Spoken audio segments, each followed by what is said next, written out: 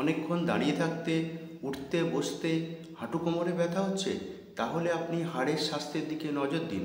হাড়ের স্বাস্থ্য কীভাবে নজর দেবেন? নিজের খাদ্য তালিকায় ক্যালসিয়াম, ভিটামিন D3, খনিজ পদার্থ, ম্যাগনেসিয়াম ইত্যাদি যুক্ত খাবার যোগ করুন। তার মধ্যে প্রথমেই বলতে গেলে মিল্ক এবং ডায়েটারি প্রোডাক্ট থাকবে। ব্যালেন্স ডায়েট খেতে হবে, মাছ, মাংস, ডিম, ফল খেতে হবে, সবজি, গ্রিন লিফি ভেজিটেবল ইত্যাদি যুক্ত খাবার। এরপরেই সূর্যালোকের গুরুত্ব অনস্বীকার্য। বর্তমান যুগে আমরা ফ্ল্যাটে থাকি, অফিসে কাজ করি, এসিতে বেশিরভাগ সময় কাটাই, সেই জন্য সূর্যালোক আমাদের দেহে লাগেই না বলতে হবে, কিন্তু এটার দিকে গুরুত্ব দিতে হবে।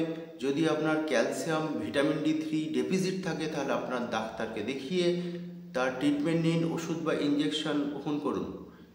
এরপরে এক্সারসাইজ একটা ইম্পর্টেন্ট ফ্যাক্টর। মাসেলের এক্সারসাইজ করে, সংকোচন প্রসারণ করে যেমন মাসেল তৈরি করেন, মাসেল ভালো রাখলে হাড়ও কিন্তু ভালো থাকবে।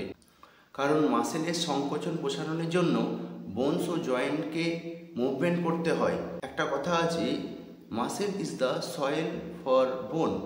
তাই হাঁটুন, ফ্রি হ্যান্ড এক্সারসাইজ করুন, জিমেও যেতে পারেন। এরপরে শরীরকে হাইড্রেট রাখুন, পরিমিত পরিমাণে জল পান করুন, স্ট্রেস ফ্রি লাইফ লিড করুন, পরিমিত পরিমাণে রেস্ট নিন, ঘুমান, কারণ রেস্টও একটা ইম্পর্টেন্ট ফ্যাক্টর। বেশি রাত জাগবেন না। এইভাবে হাড়ের স্বাস্থ্য ভালো রেখে দীর্ঘজীবী হন। ধন্যবাদ।